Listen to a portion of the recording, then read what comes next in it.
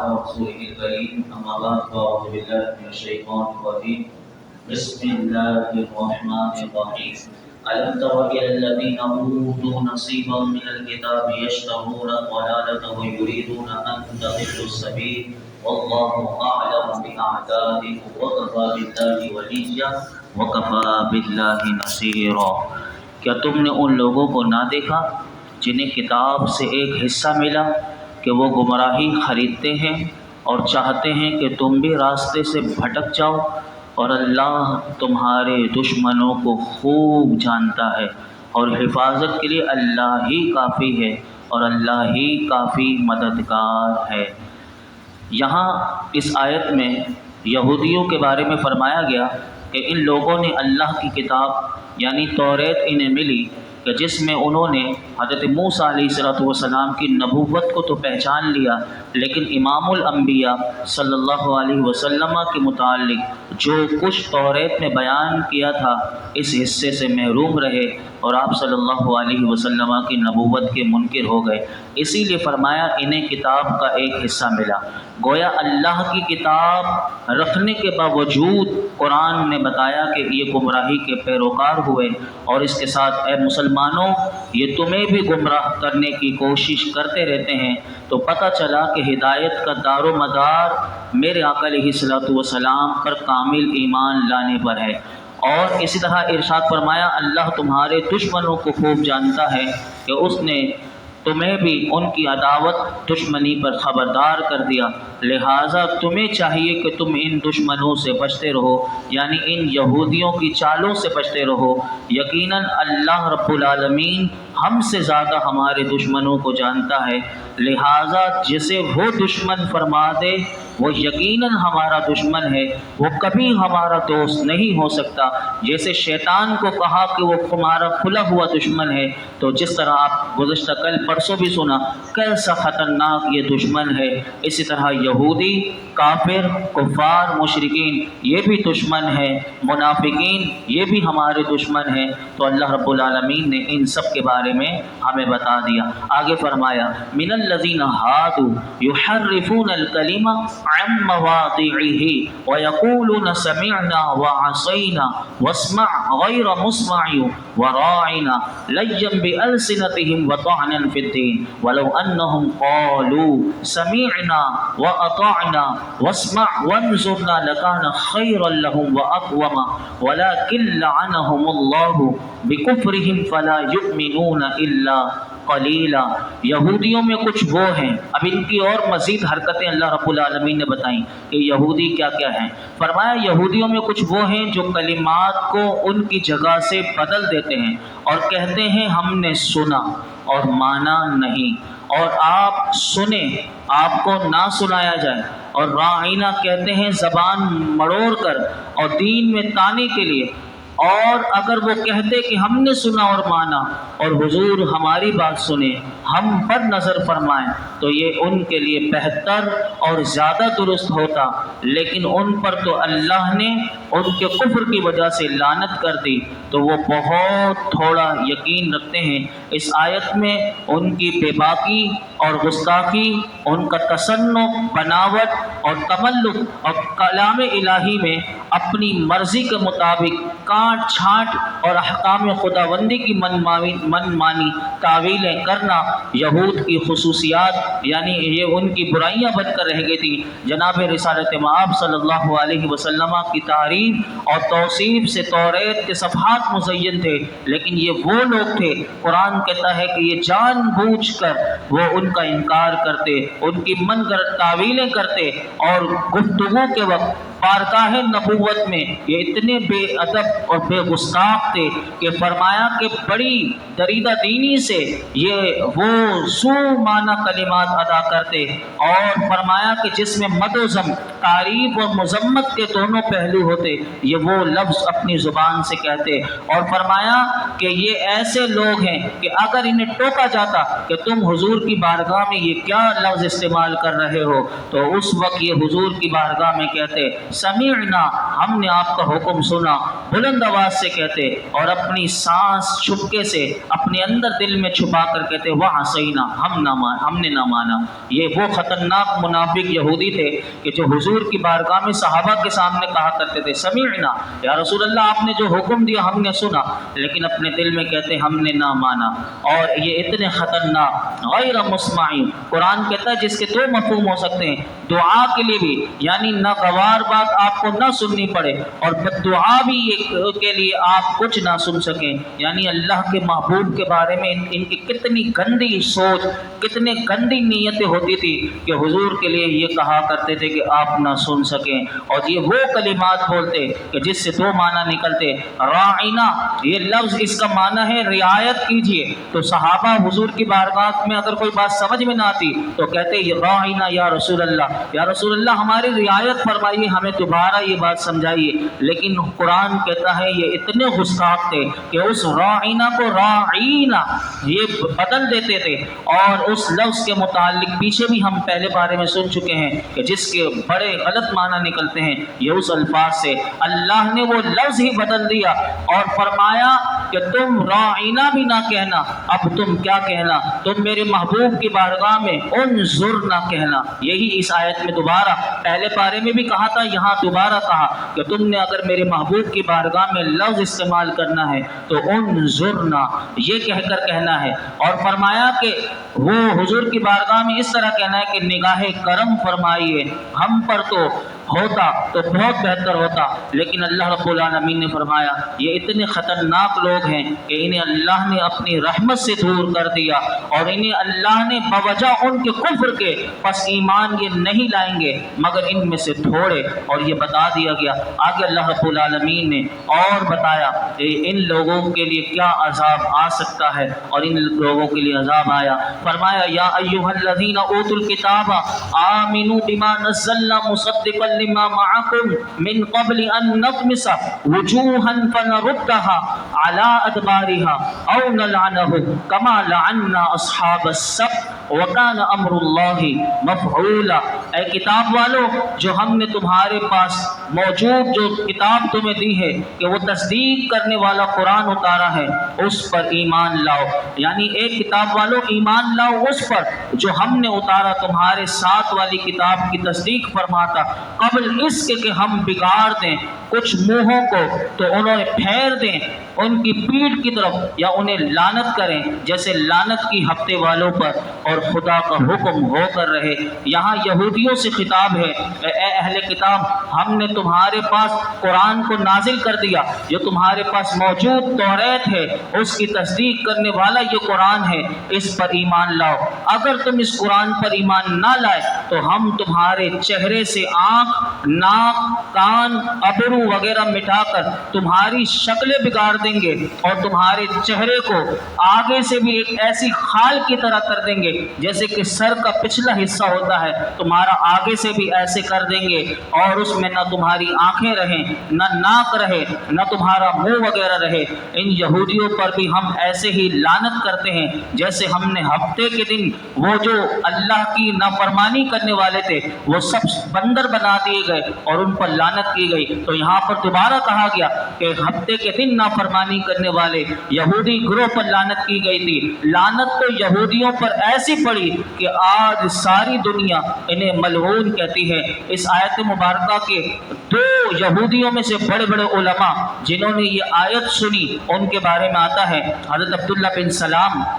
رضی اللہ تعالیٰ عنہ، یہ یہودیوں کے بہت بڑے عالم تھے۔ انہوں نے ملک شام سے یہ واپس آ رہے تھے، آتے ہوئے انہوں نے یہ آیت اپنے کانوں سے سنی۔ اب یہ دیکھیے کیسا قرآن کا اثر ہے، انہوں نے آیت سنی اور گھر نہیں گئے، جیسے انہوں نے یہ والی قرآن کی آیت سنی یا ایھا الذین اوتوا الکتاب،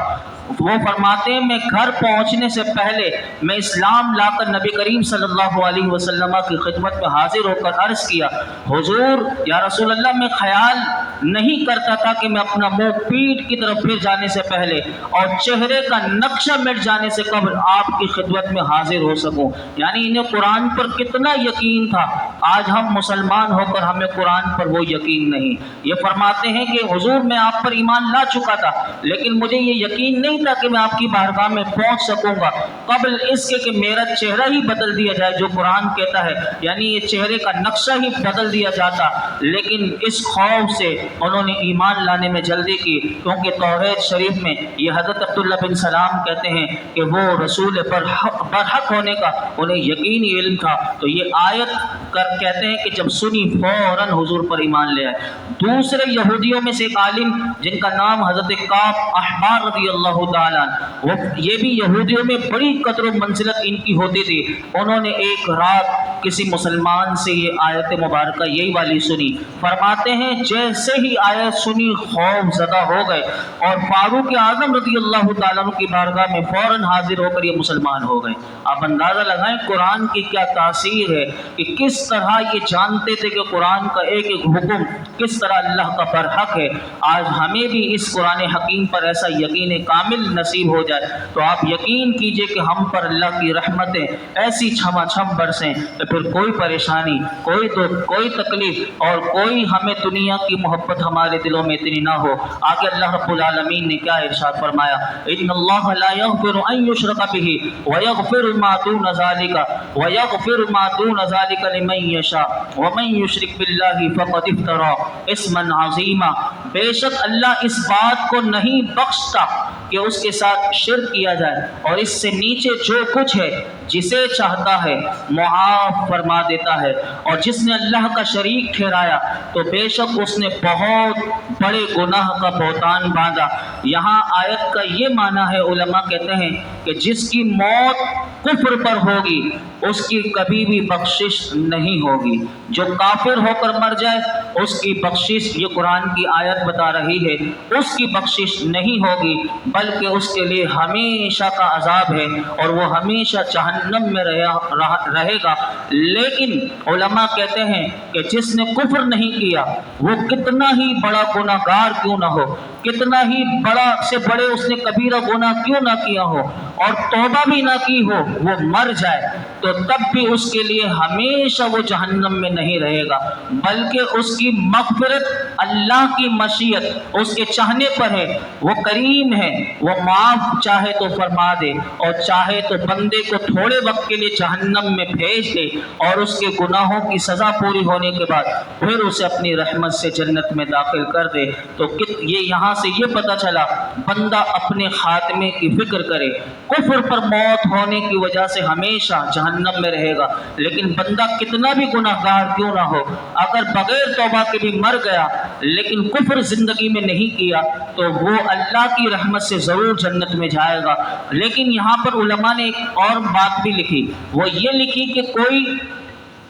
جس طرح یہ آیت بتا رہی ہے کہ کفر کے علاوہ قیامت کے دن ہر گناہ بخشا جائے گا، لیکن اس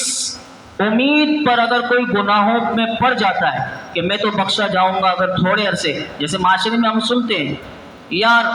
وہ دیکھی جائے گی، جب جائیں گے قبر میں جائیں گے تو ہم اپنا حساب خود دیں گے۔ تو جب بندہ کسی کو کوئی نیکی کا حکم دیتا ہے تو اپنی فکر کر، میں نے اپنی قبر میں جانا ہے، تو نے اپنی قبر میں جانا ہے۔ اگر اس امید پر وہ گناہوں میں ڈٹا رہتا ہے اور گناہوں کو ہلکا سمجھتا ہے، اللہ معاف کر دے گا، اللہ کریم ہے، بس گناہ کرتا رہوں گا، علماء نے لکھا اگر ایسا نظریہ اور ایسی نیت ہے تو یہ کافر ہو جائے گا، یہ خود کفر ہو جائے گا۔ تو یہاں پر علماء نے لکھا کتنا کریم ہے وہ پروردگار کہ بندہ لاکھوں گناہ کرے لیکن وہ رب کریم معافی کی امید دلاتا ہے، اور کتنا گھٹیا وہ بندہ ہے کہ جو ایسے کریم کے کرم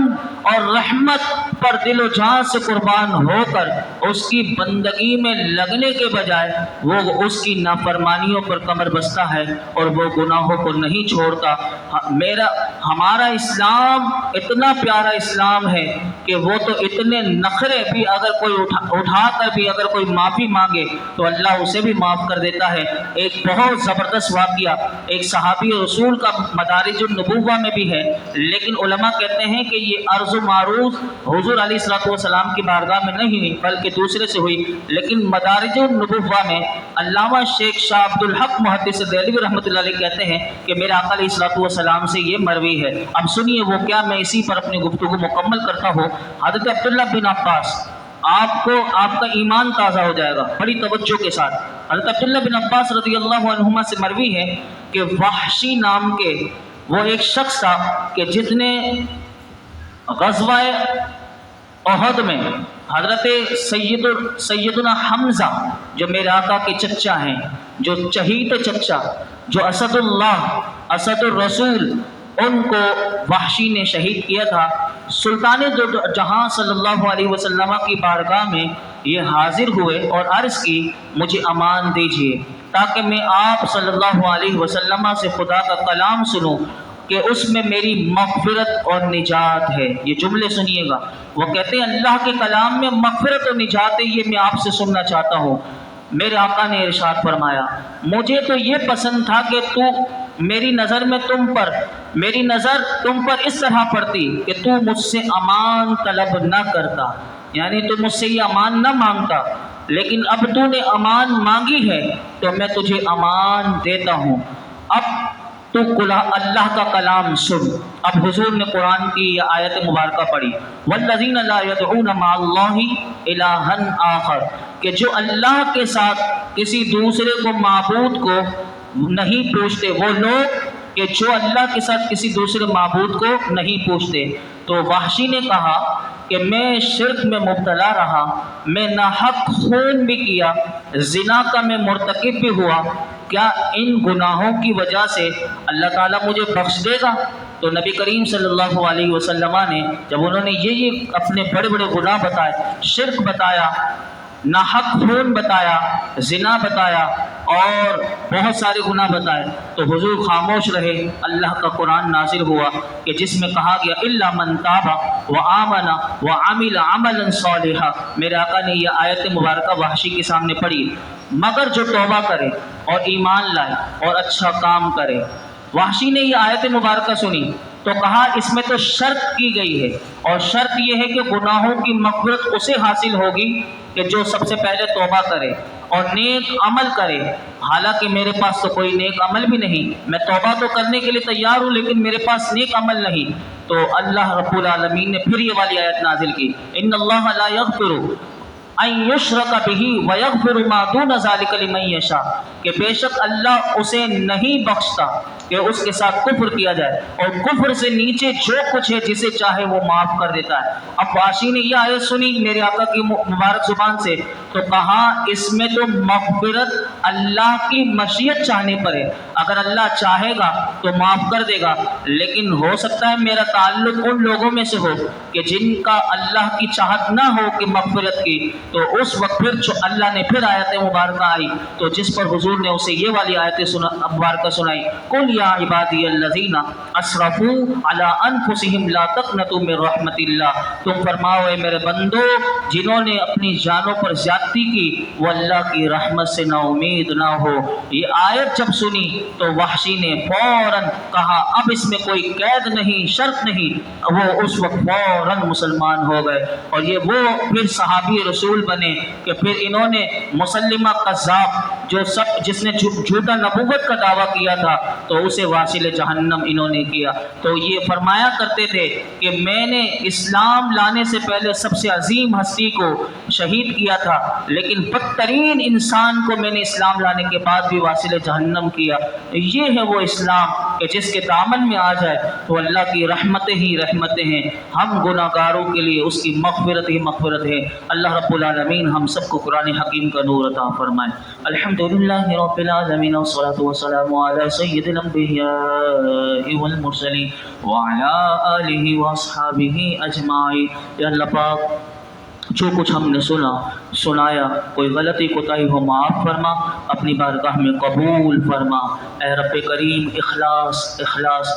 کے ساتھ، للہیت کے ساتھ تیری رضا کے لیے سیکھنے سکھانے کی مولائی کریم توفیق نصیب فرما، اور ہمیں قرآن حکیم کا نور عطا فرما، اس کی معرفت عطا فرما، اس کی برکتیں عطا فرما، اس کو صحیح سمجھنا نصیب فرما، اس پر عمل کرنا نصیب فرما۔ یا اللہ ہم تجھ سے تیرے فضل و تیری رحمت کا سوال سوال کرتے ہیں یا اللہ تو ہمیں بے حساب مولا کریم ہماری بخشش فرما دے، یا اللہ تو ہم سے راضی ہو جا، ہمارے گناہوں کو معاف کر دے، اے رب کریم ہمارا خاتمہ بالخیر فرما، ہمارا خاتمہ بالخیر فرما، ہمارا خاتمہ بالخیر فرما، موت کے وقت ہمارے ایمان کی حفاظت فرما، موت کے وقت ہمیں کلمہ طیبہ پڑھنا نصیب فرما، یا رب کریم درس قرآن کی برکت سے یہ جتنے حاضرین موجود ہیں ان میں مولا کریم جس کی جو جائز مراد ہو پوری فرما دے، ہمارے گھر والوں میں، ہمارے رشتہ داروں میں، حضور کی امت میں جتنے بیمار ہیں یا اللہ سب کو شفا دے دے، اللہ سب کو شفا عطا فرما، ہمیں عافیت والی، سلامتی والی، عزتوں والی، برکتوں والی، نعمتوں والی، راحت والی، سکون والی، تیری رضا والی زندگی و موت نصیب فرما۔ وصلی اللہ تعالی علی خیر خلق محمد وعلی آلہ وصحبہ۔